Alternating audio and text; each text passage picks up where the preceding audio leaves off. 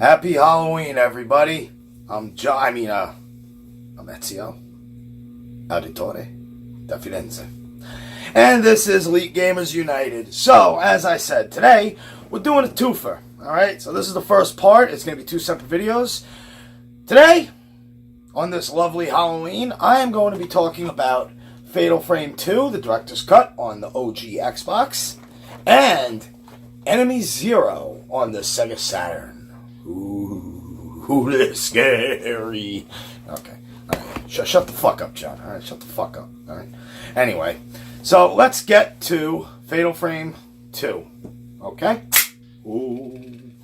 Alright, so let's start with just saying this. The story. This game is typical and traditional Japanese horror. You play as Mio and her sister following her, Mayu. Is her sister dead or not? Is she a ghost? Well, you gotta play to find out and see what's going on. These girls stumble upon a village in Japan it's pretty much inhabited by ghosts. Let's just leave it at that. It's traditional Japanese horror, but done right. It takes the inspirations and it puts it all together beautifully. So, let's start with the game, with the visuals. Okay, for an OG Xbox game, this is not a bad looking game. Now, this is the director's cut. I'm assuming the original one was on the PS2. I'm not going to pretend to know what director's cut means, if it adds anything or anything, but blah, blah, blah, blah, blah, blah, blah, blah, blah. Okay, anyway. Visually, this Tecmo always did very good-looking games, and you can tell this is running on the Dead or Alive engine, more or less. The environments are dark and creepy and have a surreal vibe to them. The film grain effect that follows you through the whole game is implemented very well, and it's appropriate for the setting. The character models, they believe it or not, they are very, even to this day, they hold up pretty well. They're not bad. They are pretty good models. The texture work is nice. It looks much better than the PS2 version did. The textures are higher res. There is more detail. The special effects, like the ghosts, their transparencies look even better on here. I'm not going to say it's a visual showpiece, but it is a visual highlight. It is a damn good looking game. And I will give credit where it's due. Tecmo made very good use of the technology, no matter what machine they're working on. Be it the Sega Saturn, when they had put the original DOA out, Dreamcast for DOA 2, Fatal Frame and DOA 3 on the OG Xbox. Great use of the technology. So I will say visually, this is a damn good looking game. The audio, the sound, okay. The music... the music that there is very creepy, very dark, very haunting. The noises, the sound effects, you'll hear things, you'll hear creaks and cricks and cracks in the environment, in the house, and in other areas. There could be something around any corner at any time. And the audio cue, if you have a surround sound system, this game makes pretty good use of the audio cues. Especially when we get to the gameplay, you can play it in first or third person mode, with third person being the original style. Now, I used to always play it in the first person. That was a mistake, and we'll get to that. But on the audio front, the voices are... The voice acting isn't the best you'll ever hear. It's far from the worst. It's average. It's a little better than average. It does nothing to detract from the game or from the environment. It's not like the voice acting is Resident Evil 1 style cheesy. It's good voice acting. I cannot complain. The controls, the gameplay. Okay. So you can play the game in the first or the third person. Now, playing this game in the third person, I always thought was like, okay, why?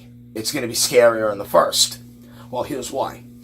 The dynamic camera angles, even though the environments are fully 3D, the dynamic semi-preset camera angles actually work in this game's favor in certain areas.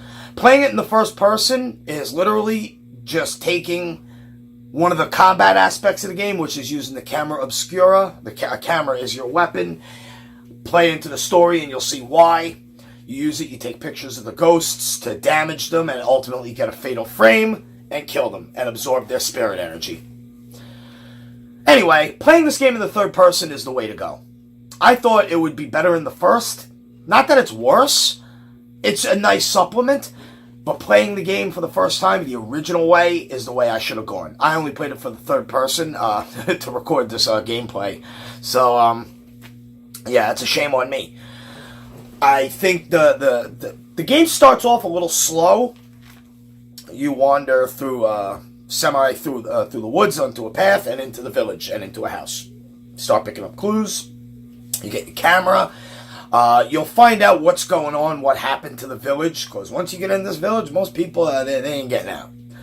Anyway, the gameplay is traditional. It's sort of like Resident Evil. The combat, which is based on using the camera, it is slow-paced. It is intentionally slower-paced. Now, this is not a game for everybody. You're not going to be picking up shotguns, assault rifles, rocket launchers, lasers. You're not going to get no bow guns. You're not going to get any hand grenades. Just the camera. The camera's upgradable. You put different customization parts on it. Use different film types to do different damage, different status effects.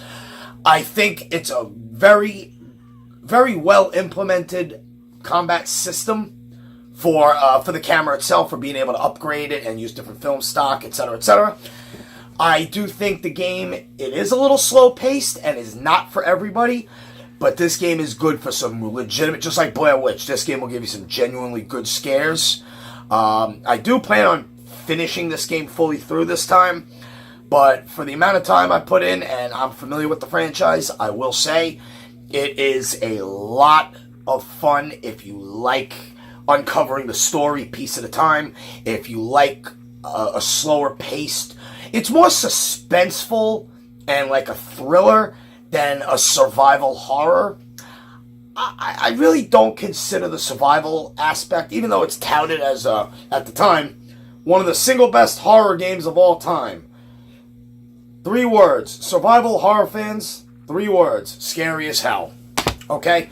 So, it's not that it's not a survival horror game. I think it's a survival suspense horror game. A lot of the suspense is mainly in the story and in what's going to happen next and where are you going with playing as these 2 girls.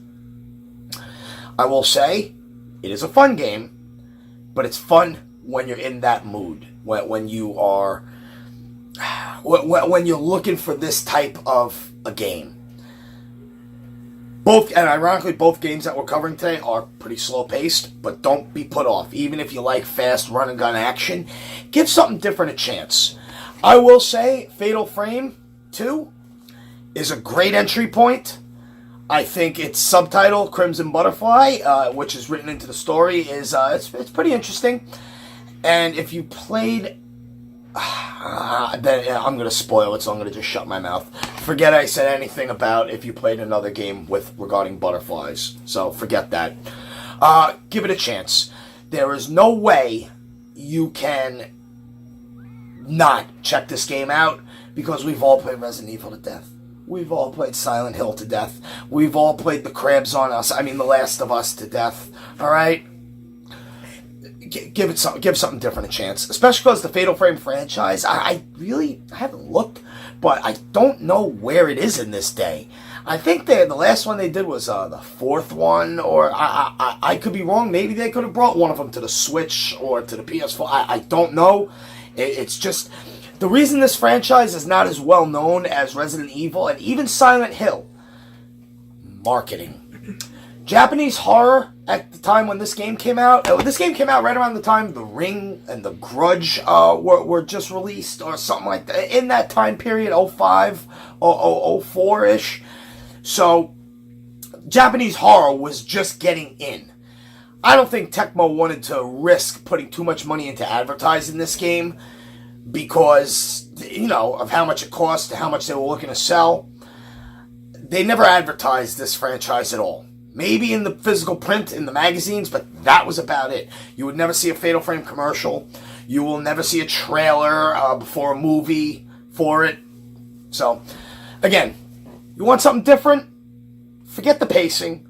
Just something that's not Resident Evil, that's not Silent Hill, that's not The Last of Us, that's not all the horror games that people are playing in these days, with the exception of Blair Witch, which I still say and was incredible.